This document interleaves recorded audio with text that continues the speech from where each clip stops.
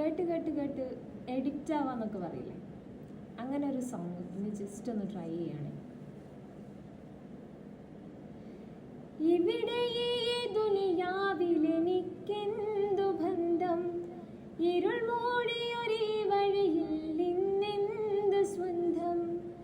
ഇളം തെന്നലായെത്തും ലൈലാന്റെ സുഗന്ധം, ഇളം തെന്നലായെത്തും ലൈലാന്റെ സുഗന്ധം, ഈ ഇടവഴിയെ വരണം അവളുടെ നിർബന്ധം, പ്രാന്തായാൽ എന്തു സുഖം,